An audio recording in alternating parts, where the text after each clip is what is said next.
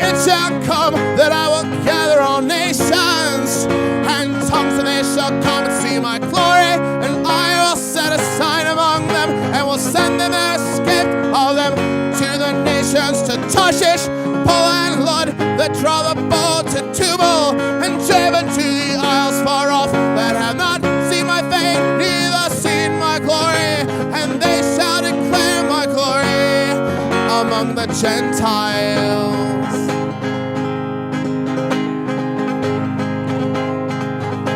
And they shall bring all your brethren for an offering unto the Lord out of all nations, on horses and in chariots and in litters and on mules and upon swift beasts, to my holy mountain, Jerusalem. Well, good morning. Welcome to Line by Line Bible Studies. We're continuing today in the Epistle of Paul to the Romans. It's a very important epistle. It comes at the onset of all the epistles. Romans, Acts, and then Romans. When I was young, my father told me that reading Romans was very formative in his understanding of Christianity. And so it always loomed large in my understanding, as it does to this day. And also because I do sort of look at it as like a letter to my ancestors, I guess, in part. I mean, though we are all Gentiles, all the letters are to all the faithful. All right, let's begin reading. Verse 1. We're going to read into chapter 2 a bit, I think. A little more than we did last time. Paul, a servant of Jesus Christ, called to be an apostle, separated unto the gospel of God, which he had promised afore by his prophets. Sorry.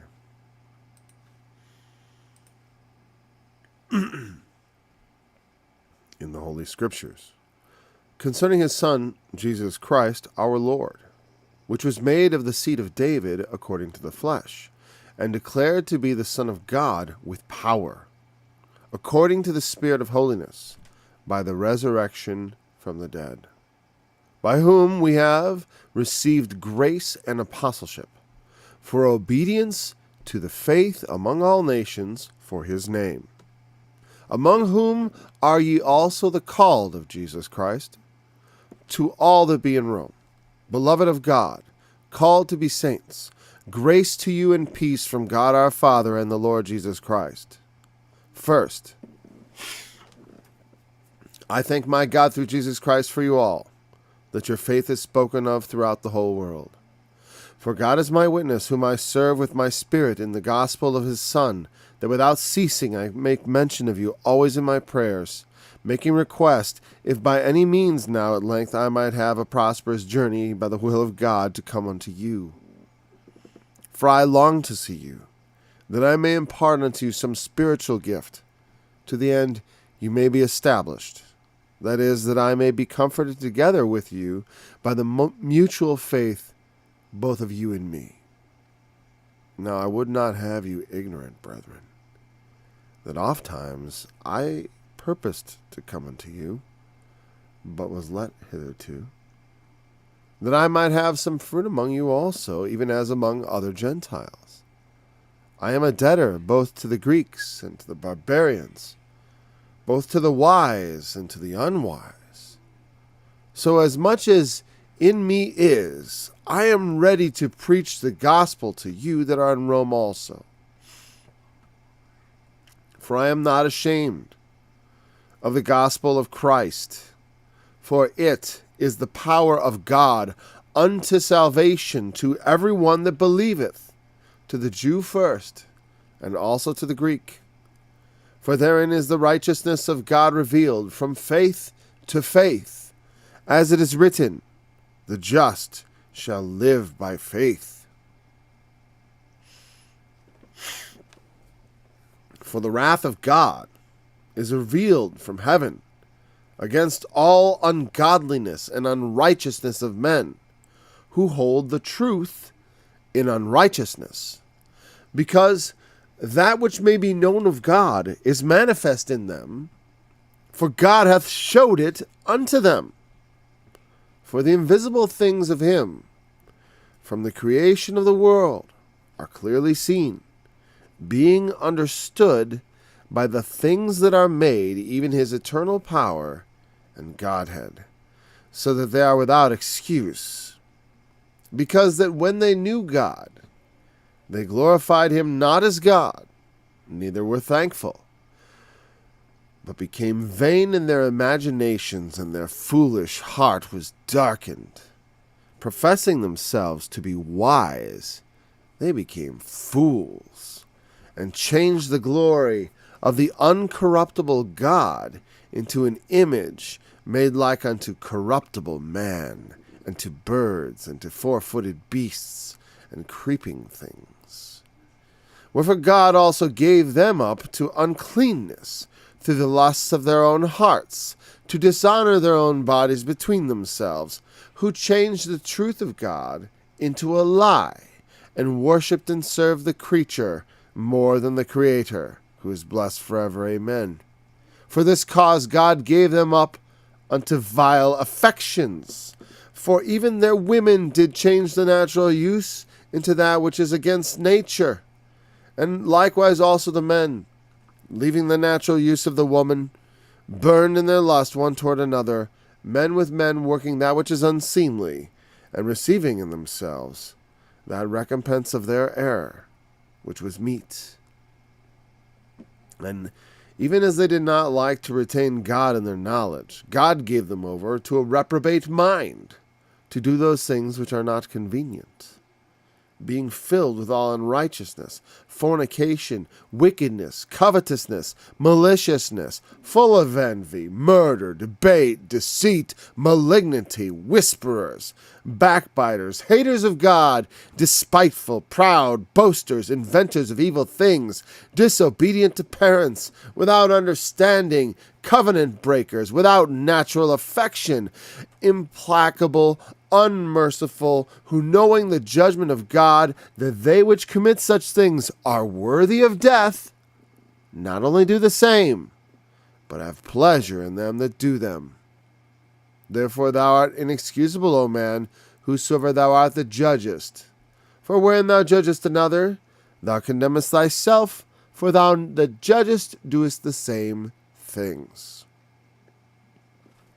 But we are sure that the judgment of God is according to truth against them which commit such things. And thinkest thou this, O man, that judgest them which do such things, and doest the same, that thou shalt escape the judgment of God? Or despisest thou the riches of his goodness, and forbearance, and long-suffering, not knowing that the goodness of God leadeth thee to repentance? But after thy hardness and impenitent heart treasurest up unto thyself wrath against the day of wrath, and revelation of the righteous judgment of God, who will render unto every man according to his deeds. To them who by patient continuance in well-doing seek for glory and honor and immortality, eternal life. But unto them that are contentious, do not obey the truth, but obey unrighteousness, indignation and wrath, tribulation and anguish upon every soul of man that doeth evil, of the Jew first, and also of the Gentile. But glory and peace. What if I need to read any more here? Well, just enough, because we're not gonna get to all these verses anyways. Well, one of the things I wanted to draw in, which is the point of what he's getting at. He's making a point here. So maybe I should let him make it by continuing. Let me just read a little further, I think. But glory, honor, and peace to every man that worketh good, to the Jew first and also to the Gentile. For there is no respect of persons with God. For as many as have sinned without the law shall also perish without law. And as many as have sinned in the law shall be judged by the law. For not the hearers of the law are just before God, but the doers of the law shall be justified. when the Gentiles, which have not the law, do by nature the things contained in the law, these, having not the law, are a law unto themselves, which show the work of the law written in their hearts, their conscience also bearing witness, and their thoughts the meanwhile accusing or else excusing one another. And he's going to make a bigger point of that. So we're not going to go into that because he gets into a lot more detail about that aspect of things. And so it's this major condemnation of sin. You know, and a lot of times if you listen to it in the context, you realize it's like, you know, it's very easy to get caught up in what he's saying. Like, oh yeah, those sinners. But he's talking about all of us. He's talking about mankind. Therefore thou art inexcusable, O man, whoever thou art that judgest. So, well, I don't judge. You're a liar. Everyone judges. That's the point. His point is, even without God telling you what the judgment is, people make judgments. And meaning, here's the thing. Like, every time a Christian tells someone, oh, that's a sin, they say, don't judge me. It's like, well, I'm not judging you. It's the law of God. But in essence, by adopting and approving God's law, you also are a judge. You're approving God's standard. You know, it says those who sin with the law are going to be judged according to the law. Those without are going to be judged without it. But they'll still be going to be judged because, as he asserts, they're a law to themselves. Because they have a conscience. Because as created in God's image, the implication, we know these things. There are things about God that are manifest to us, about right and wrong. There are things that we can observe in the nature of reality that inform our understanding. Like, we almost have an intuitive sense of what the correct shape of things ought to be. Why? Because, and when this is manifest, when we accuse and excuse others. When we see others do certain behaviors and we excuse them, you know, that's a judgment. When we see them do behaviors and we accuse them as, well, you shouldn't do that. Like, let's say you're sitting there working on a basket. You've been weaving all day. I'm just thinking of something kind of someone might do when they're in a lawless, primitive state, right? They're weaving a little basket to put their berries into. They're hunting and gathering. And then some other person comes along and hits them on the back of the head with a rock and takes their basket. And it doesn't kill them, but they wake up with a headache and they're like, oh, man. And so they know, and, you know, and so they look around them and they see some other person working hard on a basket. Now, if they go and take their basket, they know they're doing wrong. You know, at least in the human level. At least on some level, because, well, the point is, unless you say like, well, there's nothing, you know, when you wake up with your head sore, you don't just necessarily think, okay, now I got to go steal a basket too. Though sometimes that's sort of the animal approach to it, isn't it? That's if you watch dog behavior, but the human behavior is to take it personally from the start. You know what I mean? Like somebody say, hey, what'd you do to me? Why did you hit me on the head and take my thing? You immediately put it into a story where you realize some wrong has been done to me. Some evil has been done to me, not by accident, not of some sort of judgment of God, but like some intentional person has done me wrong. And that accusation, even made in the heart, even felt in the heart, is a confirmation that, oh, you know what's right and wrong. If you ever take offense at something done at your own expense, you are already a judge. Now, that is not, you know, again, well, I'm going to go into this in detail. I don't want to, you know, just breeze over all the sinful stuff. I mean, because there's something to be said. But one of the things it says about this judging, I want to make a point, it is always very important. We are sure that the judgment of God is according to truth against them which commit such things. Here's the thing. The judgment of God is according to truth. And it's against them which do the things listed above. Because the judgment is based on truth. Just universally true things. This should be obvious to us without recourse to any, sort of, we don't have to get far off in the weeds in imaginations. It's made manifest.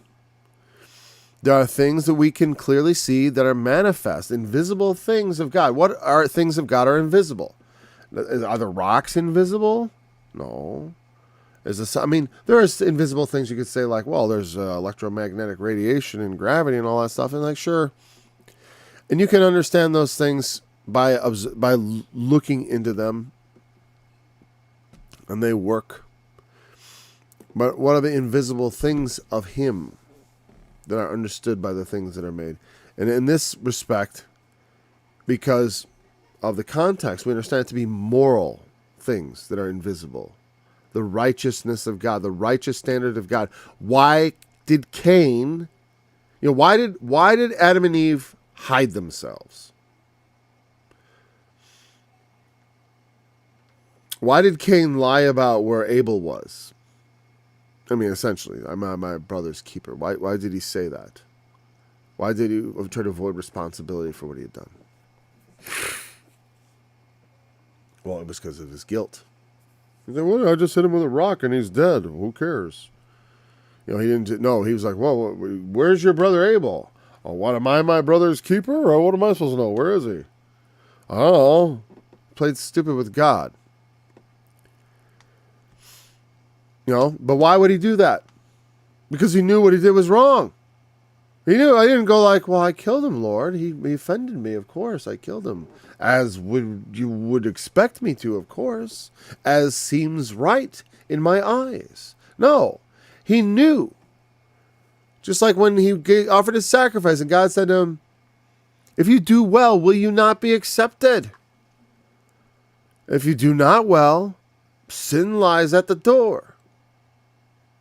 It's because you have sin. And it has that impression of something. As always, Satan goes about as a roaring lion seeking whom he may devour. Jesus is at the door knocking. But there are other doors which you can open. And what's waiting on the other side is not Jesus knocking. It's something that's waiting to devour you and eat you up. And the world is filled with such things and those doors. And sometimes that is the reason why, the people do not hear the voice of God. The cares of this life, the deceitfulness of riches, the lust of the flesh, they all get in the way. There are other doors, other noises coming behind those doors. Pleasures promised. The persistent knock of the Lord, though, the righteous way, we know that also. Otherwise, the other ones would not inspire any curiosity.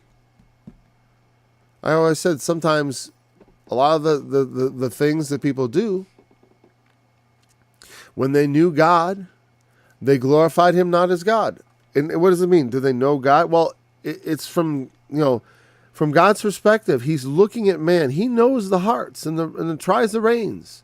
And we ourselves do not even understand how our own minds work. But what I'm saying is, when He looks at anyone, it doesn't matter whether you believe in God or not, there is some light given all of us that shows us the right path, that shows us God's way, an invisible thing, the invisible ways of God, like the path, like what we ought to do. It's not there, but in the spirit, it can be revealed, right? They're invisible, yet they can be clearly seen. Like, it's wrong to steal. It's very clear. It's wrong to murder. Extremely easy to understand. When you think about, how did they glorify God, though? How did they portray God? They made God like them. Look at the Greek myths. Their gods are murderers, fornicators, adulterers, like them. Or the Egyptians, their gods are beasts, abominations with the animal parts, heads of animals, bodies of men. Unnatural rites, looking, seeking to obtain that which is divine in ways which are not, to power your way there, so to speak, instead of, it makes me think of alchemy trying to turn lead into gold. Instead of how about you just go out and work and turn work into gold? There's lots of ways to make gold. There are a lot they're maybe not effortless, but they're simple to understand. And there are certain things that are made that we understand the way the world is and works according to the creation. We can understand there are certain invisible things of God. Because, and I do frame this in the mostly moral construct. I think often people think of it in terms of we can understand God's existence through that. But I don't even think it matters. It's not about, obviously you got to understand that he is to be able to relate to God. But on some level, God can relate to you whether you understand he is or not. And he does. And he gives us a certain amount of light. I think the light is entered into the world, and it lighteth every man that cometh into the world. There is a light given. This is throughout the scriptures, that we all see enough, at least enough to condemn ourselves, to know what's right. And when we have this vision of right and wrong, and when we understand God, the thing is, man, in understanding God, does not glorify God as God, but glorifies other things as God. They worship and serve the creature more than the creator. And what does it mean as God? So they knew God, but they glorified him not as God. That's a thing. How does that work? So God in some sense. So I know God, but I don't know God. I don't really know what it is I know. It's because I don't recognize it for what it is. That's why I talk about the eyes to see. I could see Jesus. I could know him. Is this not the carpenter's son? I know him. But I glorify him not as God because I don't know who he really is. So you could know the righteous standard, but not understand that is the righteous standard. You see it and say, the righteous standard. There's that they don't think to themselves, aha, God. No, they just see the righteous standard and they might think, the way of fools. That's how they may regard it, because the children of this world are often wiser in their generations than the children of light. Because sometimes the way of light gets you killed in ways that, you could avoid if you were more shrewd. And it's not always just walk into the maw of destruction, but we have a certain obligation to the truth at times, which may cost you your life. It happens often with many of those. You want to serve God? Well, we're going to die anyways. And so,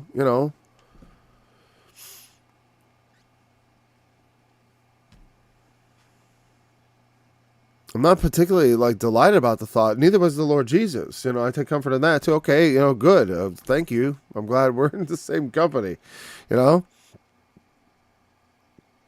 Okay, but it's necessary. Okay, well, I submit too then. Fine, I guess. Make me ready. I don't think I can handle it, whatever. A lot of people seem like they can handle it because they're afraid. That's why people believe in this rapture, because they're always thinking, the rapture, we got to get out of here. It's a fairy tale. The resurrection is not like this. There is a two-part resurrection, but it's the first and second resurrection, the resurrection of the just and the resurrection of the unjust. Revelation reveals there's 1,000 years gap there, if you take, my point of view. But there's no way God would. The logic behind it is, as far as I'm concerned, is just non-existent, and I don't want to get sidetracked on things that might alienate people. But it doesn't. I think that the difference is, like I said, when we make things central to our doctrine that are not truly the center, that's when it becomes problematic. I said, when I start making my opinions the center, that's when a mere opinion becomes something that more like a heretical opinion. If I say, we got to talk to people about having that Monday Sabbath, man. That's when it's supposed to be. I just wanted to say Monday just so I don't offend anyone on any side, right? I mean, I don't mind offending people, but why do it unnecessarily? Because that when they knew God, they glorified him not as God. On some level, they knew him, but on the other hand, they didn't know or rejected that image. That's not God. We you know why? We don't want a God like that. We don't want a righteous, holy God. We want a God that's like us, that is immoral, full of lust. And that way, we can see ourselves on par with God. And it solves the problem of the human condition, because we're just like, there's no problem. It's like, this is the order of things. Let wickedness reign. They become vain in their imaginations because they begin to imagine, they don't recognize God as God. And they're not thankful for the life God has given. Because they can't be, if you don't recognize God as who he is, essentially, or that thing that you have seen of God as God, and thankful to him, we imagine other things. And our hearts become darkened, and the light that could be in us and guide us to truth. Like Jesus said, if the light that is in thee be darkness, how great is that darkness? For out of the heart cometh forth adulteries, fornication, murders. Once in your heart, God is dead, the true God. And something else has taken its place, because there's always some form of God. Because as God, it is as what? That power which resides at the center of everything, which guides our life. The guiding influence. There's some sort of God. Everyone has it. It might just be you. It might be your devotion to atheism. That's it serves as a God. And I've often seen this in their dedication to actually opposing religion. It's almost like they have their own form of anti-theology. And it's like, and it serves for them for this intellectual pursuit, like the way religion does for a lot of other people, as a sort of interesting diversion. And, but they serve something that's not God. And for some people, it's nothing like any kind of intellectual pursuit. It's just pure hedonistic lust. That's the highest value. In our society, in some ways, they certainly have set up as God, be your truest self. The truest self you can be is expressing yourself in a unashamedly open sexual way. That is your truest self. And to express your most inner perverseness is the sort of ultimate God. It is the thing they follow. It is the thing they aspire to.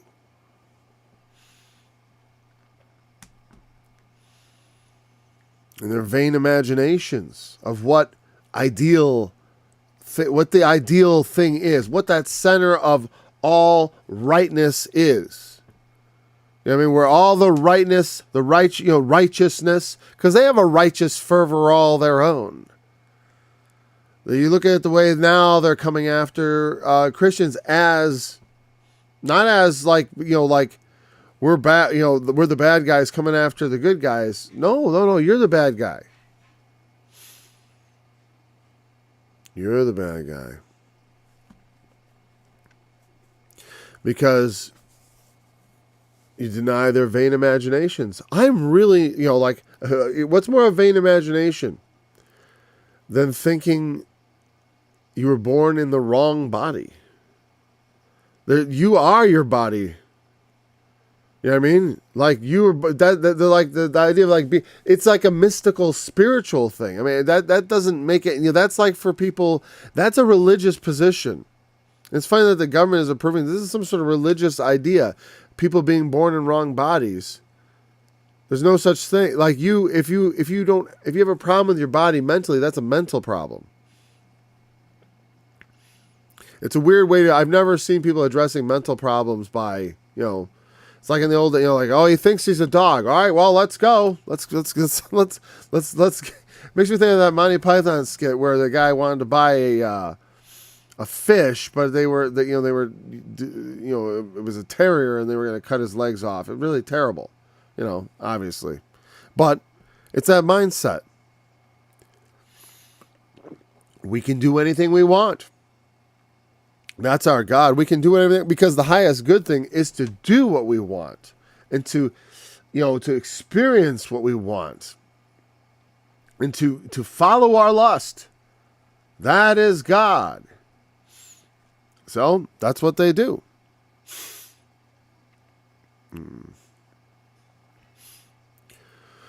Professing themselves to be wise, they became fools. And, it makes me think of those movies you may have seen where people go around talking to professors of strange subjects like, having to do with,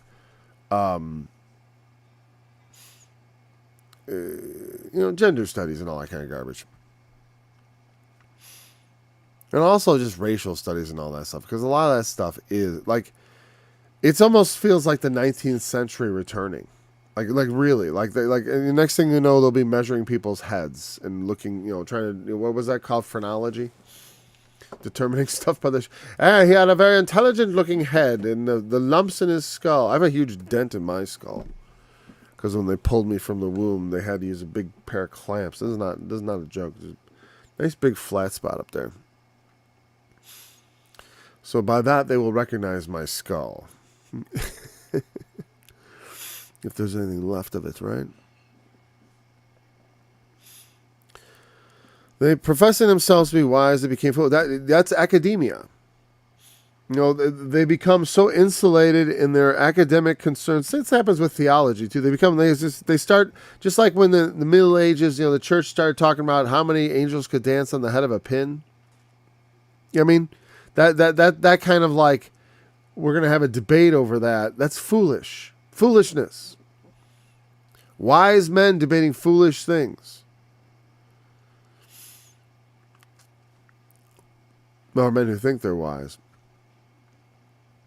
Well, because they do. Because they're like, a lot of times they're like, and here's the wisdom they think they have. It's like, I definitely, the politician people, they get up there and they honor God with their lips and all that stuff. But in their hearts are like, he doesn't see. Nobody sees what I do in secret. Right? That's the ultimate form of wisdom. There is no God. He's not. So I'm not going to. If I get away with it, it's almost like I didn't do anything wrong. There's no price to pay. I have no price I'm not willing to pay as far as in cost to my soul. My soul is so black, who cares?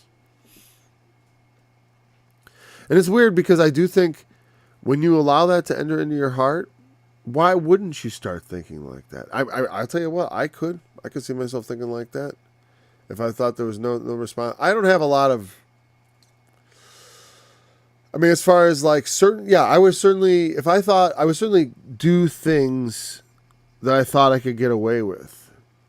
Not necessarily anything I thought I could get away with, because there's certain things I don't like. I don't like, you wouldn't just necessarily do anything. I thought about, I would still mostly live my life the way I do. It's like, as far as at this point anyways, right? I don't know if I wouldn't continue doing Bible studies, if I didn't. That would be weird.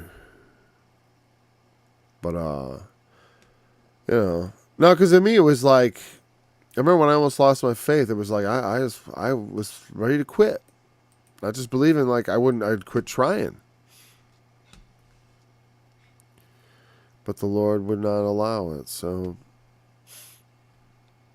And they changed the glory of the uncorruptible God into an image made like an corruptible man, to birds and four-footed beasts. They honored these things as God.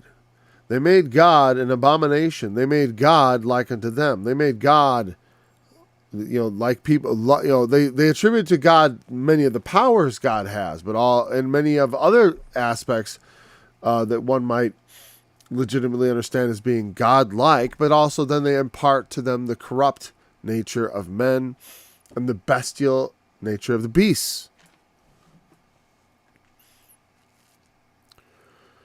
which is not the truth of it. And it says, wherefore God also gave them up to uncleanness. He gave them up to uncleanness. Because here's the thing. Well, through the lusts of their own hearts, to dishonor their own bodies between themselves. See, human beings are creatures which have lusts in our hearts. It is part of us. It's part of who I am. There's me. I have like passions. I am an individual. I don't have to follow every impulse, necessarily, but I mean, I am who I am. I'm changed from what I was, but the point is, at any given moment, I'm just where I am. I mean, we are who we are, and God made us, and God does not cause people. God, sometimes there's like when we talk about predestination, which is a big subject in Romans, and election.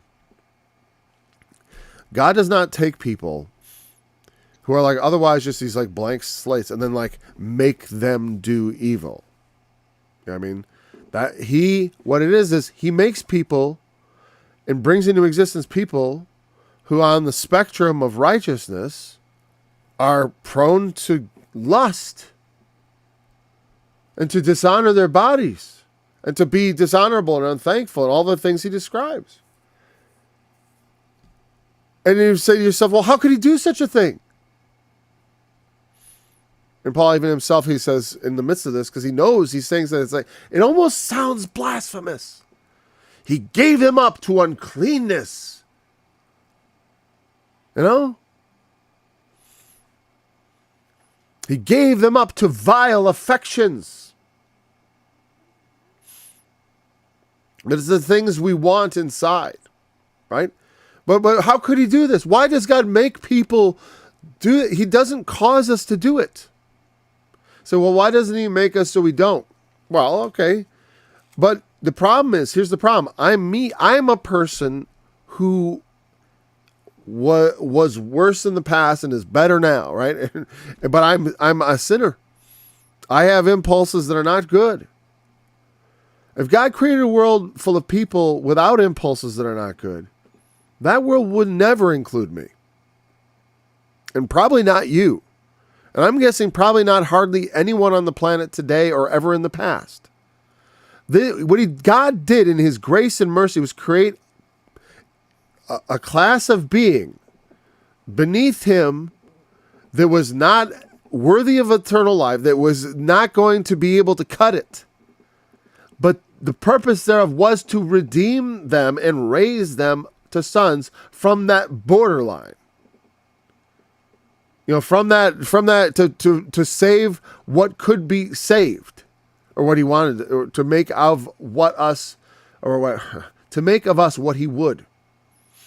To make of us, to raise up, as it's written in this book, many sons to glory. And that's not a gendered thing, the sons. Except that in the traditionally sons receive the inheritance and the greater honor in that respect. We all are regarded by God as at that son status. There's one status, and that is the status of son. We are fellow heirs with him. There's no second class or daughters, or it's like, yes, sons and daughters, but the point is you're regarded as one, because there's neither male nor female, as he says, in Christ, in the Spirit.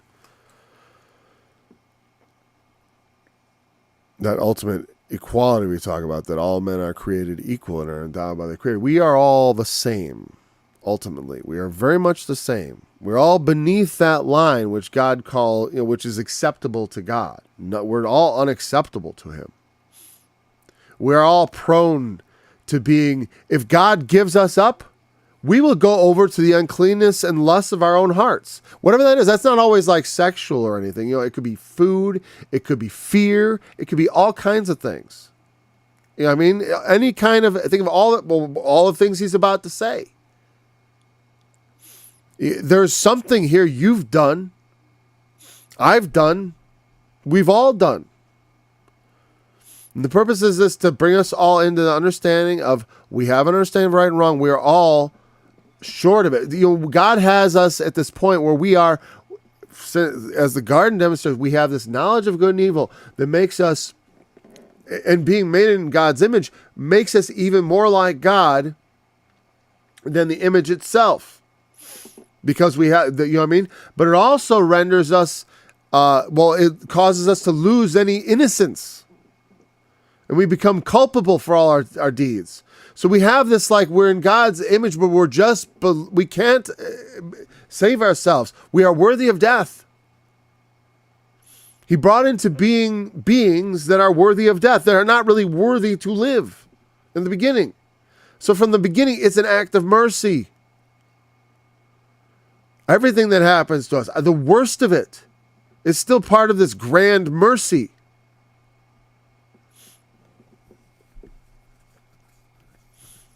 We all suffer things, but the sufferings are not to be compared, as he says, with the glories that shall be revealed. I'll trust that. I believe it, because think about, through time, we've seen more glories revealed in our times than all men have in so many times. I mean, just as far as of nature itself, even just seeing the physical world as no other generation has before. Do like the Webb telescope and all that.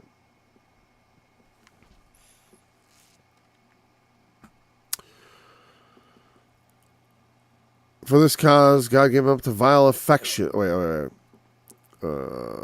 dishonor their own bodies between themselves, who changed the truth of God into a lie, and worshipped and served the creature more than the Creator.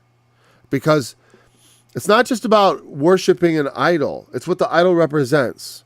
Because the idol represents my lust, and serving my lust, and serving my belly, and whose God is their belly, whose glory is their shame.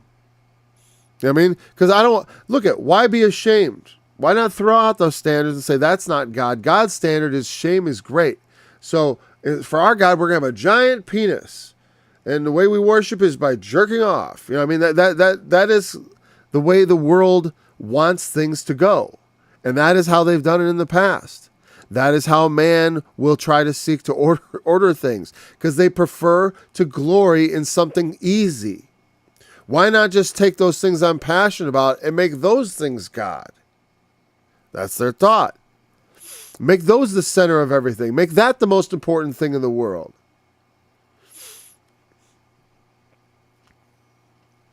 They changed the truth of God into a lie, and worshipped and served the creature more than the Creator, who is blessed forever and amen. Because again, he gives them up for this cause. Because they served the creature's needs instead of the Creator's demands, God gave them up to vile affections. For even their women, and what is a vile affection? Well, their women did change the natural use into that which is against nature. Obviously speaking of things like homosexuality. And because that is just a extreme example and a very clear example of getting it wrong. Because it's one of those invisible things which of God can be seen from the creation of the world. That the proper use of that organ, like the right use of it, you could put in a male and female on a desert island, they're going to figure out, oh, you got one of those, I got one of those. It takes corruption to enter in. To say like, well, wait a second, I got the other place that's for disposal of waste and stuff. How about, hey, and it's like, and I get it. I understand the perverse lust and the curiosity of the flesh and all that stuff, but that's just wrong. That's just not the right use of that. That's not the natural use. That's not just, even they say, well, animals do it. Yeah, but they're getting it wrong too. It's like, doesn't matter. That's still, you know what I mean? Like when some confused sheep jumps up on top of another male sheep and tries to hump it, that's not evidence of it's just a totally natural thing. It's just evidence of animals being stupid. Honest. Quite frankly, or being bestial and following their lusts the way humans do. Like when we act like beasts, it isn't evidence that bestial behavior is the right way to go.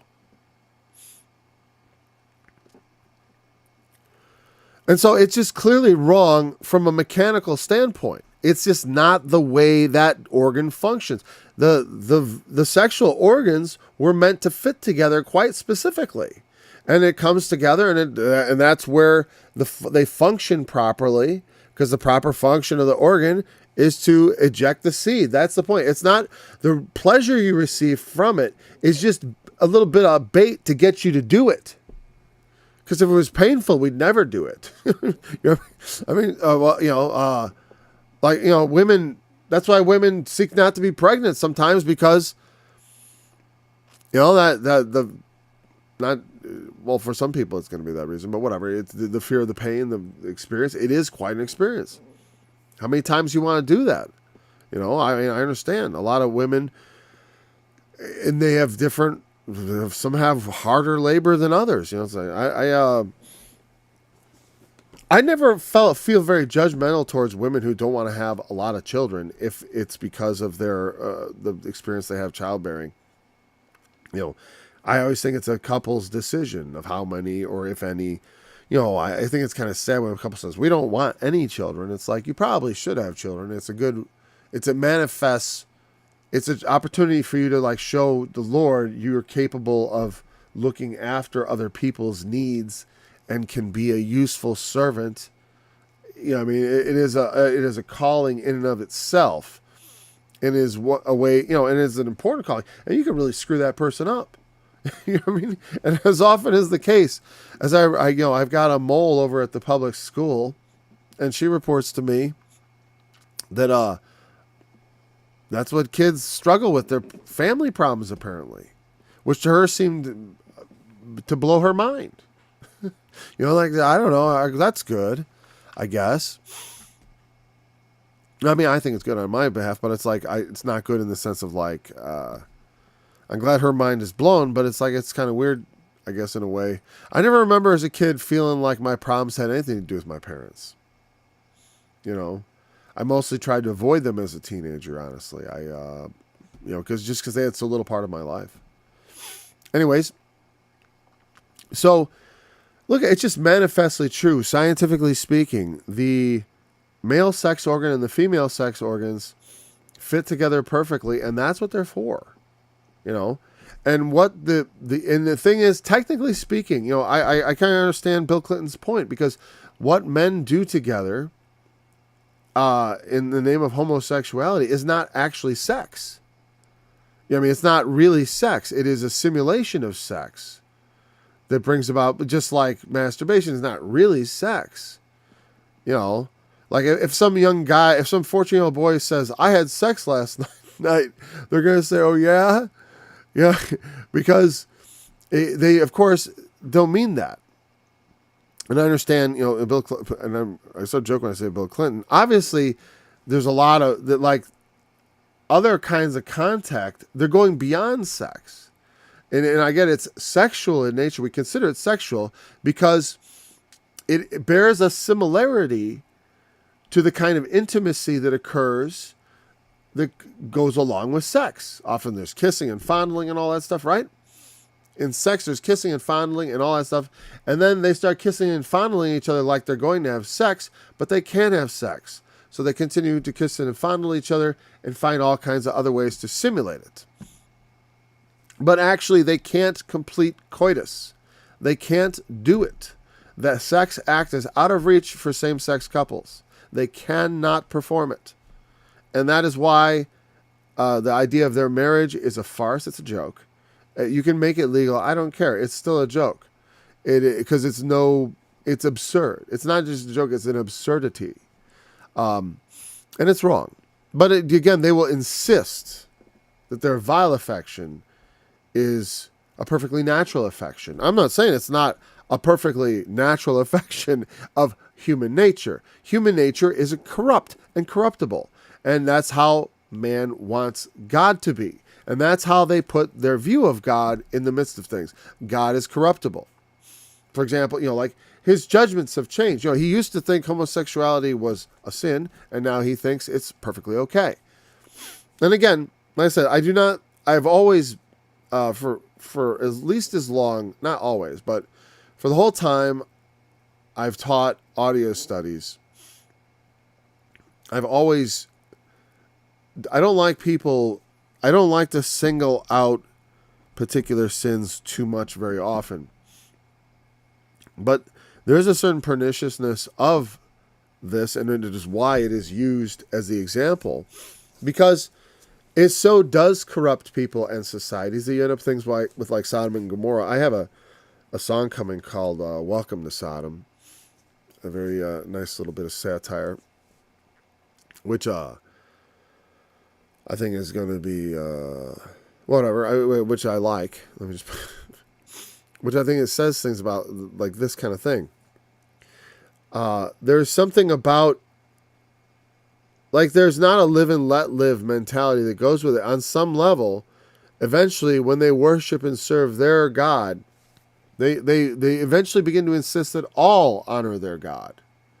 All must celebrate sexuality as this central and blooming tree of multitudinous, branches of equally wonderful practices and whatever.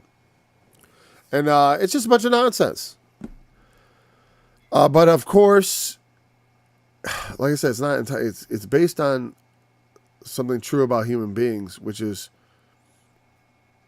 we are corrupt, and if we do not serve the Creator, we will serve something else, and that most likely will be some form of the lust of our own flesh, and the pride of life, that kind of stuff. The lust of the flesh, the pride of life. Right, and the other thing. That slipped in my mind for a minute. That's okay. The lust of the eyes. It was the eyes. It was something with the lust of the flesh, the desire of the eyes. Desire of the eyes, yes. Vile affections, for the women to change the natural use into that which is against nature. Likewise also the men, leaving the natural use of the woman, burned in their lust one toward another. It's lust, but it's not actual. They cannot have intercourse. Men with men working that which is unseemly. Unseemly, I think, means inappropriate or wrong. Incorrect. I want to know what unseemly means in that context. I know what it means in English, but go down. Because people say, well, homosexuality is an abomination, and so is a lying tongue. We all have lusts. We all have desires. We all have pride to contend with. Even the most humble among us has some pride to contend with. It's like, even as someone who, whatever. Just like even in areas where I'm strong, I see how I'm still weak when I compare myself with our Lord. It's like, even if among men I might be a giant in some thing, skill, ability, as far as in the exercise of righteousness, I want to follow the Lord, but we are woefully behind. Unseemliness, I like the way it's just defined with unseemly. Indecency, shame, nakedness. What's this? I want to go down to Strong's, because sometimes he's from Askimon. Is that a Pokemon I never heard of? Sorry. And indecency, by implication, the putenda. Something indecent. Yeah. Yeah, again, and the word means something shapeless. Again, shapeless. Without external shape, properly lacking proper appeal or form, uncomely, unattractive, lacking respect because of improper, not fitting. It doesn't fit. It doesn't fit right. They know it doesn't fit right. It doesn't matter because they're following something else. They're not looking for the right way. They're following something else. And they do not like, because when the right way occurs to them, they do not like to retain that in their knowledge. No, not the right way. The wrong way. That's what I want. And so God gives them up to it. All of us. That is not, like I said, it's like, I don't want to be faithful. I want to be fearful. And so the Lord gives them up to fear. I just want to make sure we understand it's not just because he says a lot. He opens with the salvo at this obvious, very clear, obvious example of things being clear from nature. Being manifest, the invisible things of God, the right way things should be.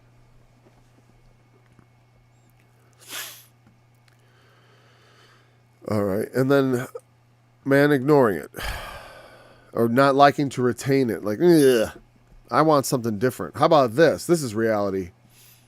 This is what we celebrate. This is what we put on a pedestal. This is what we worship. The pursuit of pleasure. The truest expression of yourself. What is that?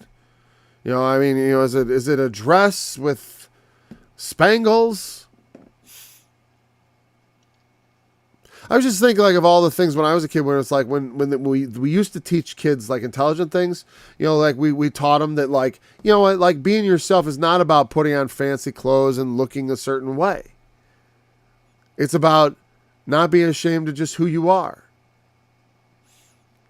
Just being able to be who you are without having to put on all kinds of a show. Because I'm not a show.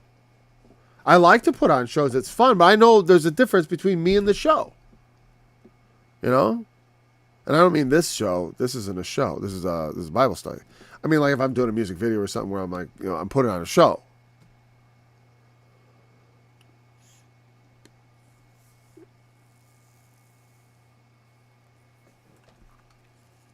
Okay. The men leaving the natural use. Okay. And receiving in themselves that recompense of their error, which was meat. There's a suitable recompense of our error, which we receive. And he may be alluding, I don't know, is he alluding to Sodom and Gomorrah? Because what is it? Because is it obvious what the recompense of their error is? That would be, I suppose, an example. But the thing is about Sodom and Gomorrah, though it's not precisely just for homosexuality that Sodom and Gomorrah was destroyed. They were proposing to rape people who had been guests in their city. I'm guessing 99% of gay people are not only would say that that's wrong, actually believe that's wrong. So I think the very large portion of them are also in the camp that is corrupt. But the thing is,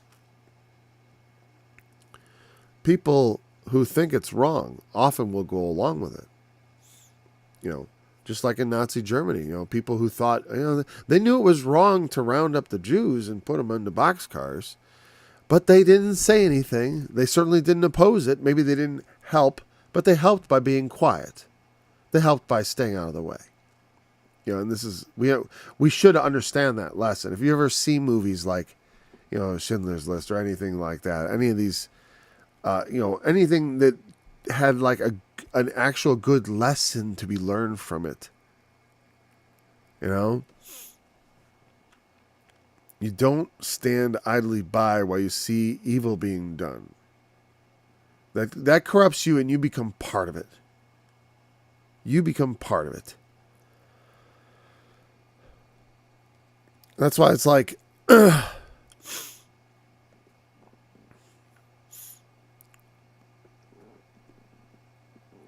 skipped ahead on verse 28. But anyways, what is that recompense? It's not so obvious all the time. Is it Sodom and Gomorrah? Well, I don't think so. I do think that it may be that it was even known then. And here's the thing. It happens all the time. It happened in the 80s. That whenever homosexuality runs rampant, sexually transmitted diseases spread. Because men are much more, for lack of a better word, horny than women, especially when they're younger. And homosexual men, especially since they've given themselves over. Men know how much. I told my wife, I didn't really think about it at the time, but when I was young, I had a very strong appetite. Very strong, especially when I was young. And so when you have that and then it's turned loose, it doesn't have the moderating influence of women who are a little coy and, they're a little difficult to deal with. You have to kind of a woman is not easy. And I'm not saying guys are. I have no idea. Well, maybe they are. I mean, I don't know. Isn't that the reputation? They have these big orgies and stuff. And that's the thing, is like when they had this monkeypox coming out, it was spreading very fast when people were having unprotected, promiscuous, frequent sex, especially. And is it like, it's innate to that? Well, it's a lot of these things are bloodborne or fluid-borne, so they require an exchange of fluid, and they also require a lot of partners. And being married to a woman is just not conducive to the spread of that kind of disease. And so throughout history, I'm sure it had been observed many times that people who engaged in these things got sick with syphilis, gonorrhea. There was all kinds of diseases you get from being sexually promiscuous. There's all kinds of diseases. In a faithful monogamous marriage, you are safe completely as long as there's no rape or adultery. You're completely safe from every form of sexually transmitted disease if you both come into it young and healthy. You never have to worry about them. But when people behave, when they follow their lust, and when they worship that expression of themselves as a lustful being that pursues their desires, the world is set up just like it is if you pursue alcohol, if you pursue many other things to excess. If you eat too much food, you get fat and sick and die miserably. If you drink too much alcohol, you're going to destroy your liver and die miserably. You do all these other things. There's all kinds of built-in ways. If you jump off the temple, you will splatter on the pavement, and they will clean it up, and everyone will forget about it the next day. You know what I mean? That's just it. The world is pretty predictable. And that kind of promiscuous behavior. You say, well, what about if it's still wrong? Oh, yeah, that's not as wrong. Good. There you go. It's still wrong. Yeah, it's better. Yeah, if they're going to be monogamous and pretend to be married, I still think it's silly. And then when they adopt children, I say that's wrong.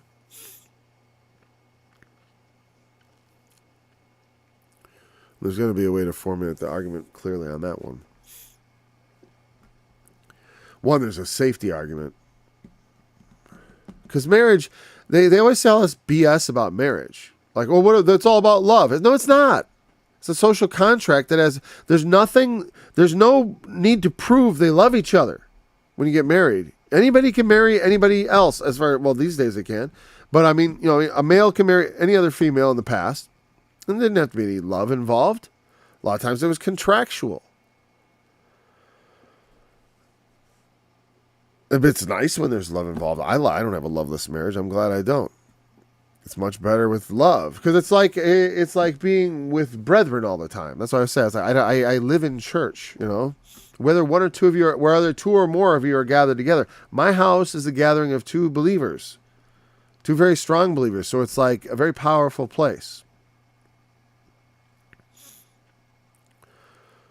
They did not like to retain God in their knowledge, so God gives them over to a reprobate mind. I'm out of time.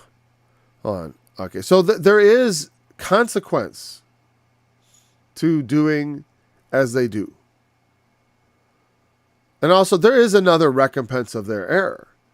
You also miss out on all the good you could have received by being the beneficiary of the blessings of God by following the righteous way. That those of you who abandon the perverseness of this world, and even that sometimes that means the loss of friends and family and houses and things, because you have to separate, because you can't, because if you stay in sometimes if you stay in the same place, it'll just drag you right back down. So sometimes we have to make a break with the past.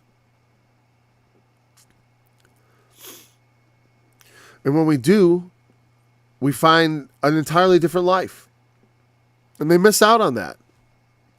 They lose out on the life they could have had by correctly using their body for what it was purposed for by becoming a parent and fulfilling their destiny in that regard, as far as like, I was born and therefore I should give life to others. Why not? I mean, responsibly. I'm going to take responsibility for it. I know a lot of other people having kids and they're taking responsibility for what kind of people they're bringing into the world and how they raise them. So the best thing I can do and I see that problem. I'm like, well, the best thing I can do to fix it is to raise kids better, at least to start. I mean, certainly to prove I know what I'm talking about instead of going out there and starting to tell everyone what to do before I've even had any experience myself in anything serious. So I just think sometimes it's like they tout people's business accomplishments. That's not a real that's not really serious. You're just making money. There's no real stakes. There's no real lives at stake. I want to see a consequence where you have a human being the result. When you see people and their children are these miserable pieces of garbage, and it's like, yeah, you don't deserve to get any credit for. I wouldn't hire you to sweep my porch. I mean, I might. I'm just saying, like, when I think about people who are elevated to high positions, but they obviously failed at every point. They failed upward. I'm just talking about that. I'm not talking about people who, we sometimes legitimately make mistakes and we look back with regret on the way we lived part of our lives, and we learn now. It's like, I was thankfully aware of this very young. Because I'm still quite young. My last year of my youth, I'll be 49. All right. Even as they did not like to retain God in their knowledge, God gave them over to a reprobate mind to do those things which are not convenient. I think we'll start there, because that'll be a nice way to open into the all unrighteousness. Because again, it's not just about homosexuality. Just one example. It's a very easy to see example of literally the physical world telling you that you're doing things wrong. And and in fact, I remember listening to a homosexual talk about how he was sort of annoyed with gay marriage because he thought it was against what their lifestyle was all about, which was this transgressive and perverse sort of thing. And they delight in what they call, when they talk about bringing children to these parades where they have things like kink on display, which is, you have a piece of paper, it can be straight or it can have kinks in it, which means it's crooked, like a crooked path, like an unrighteous thing, something that's not straight. That's why they call it straight.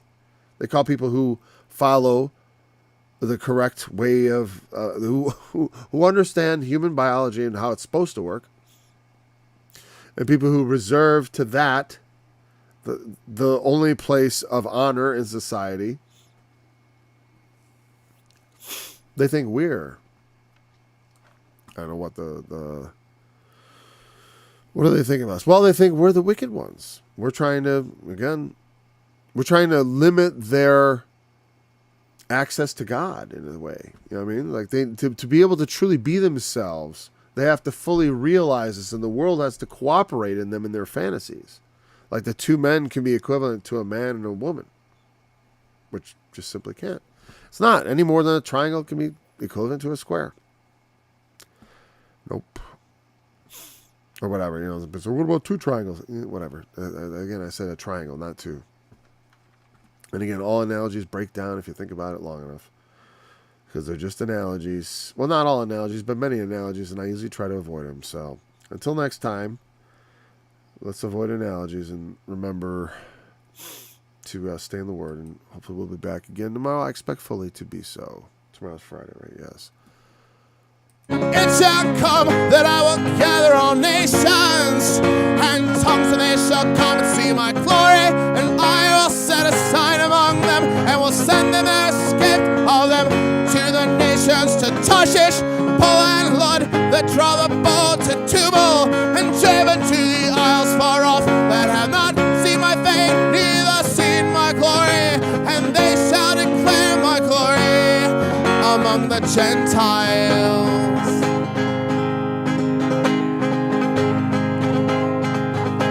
And they shall bring all your brethren for an offering unto the Lord out of all nations, on horses and in chariots and in litters and on mules and upon swift beasts, to my holy mountain.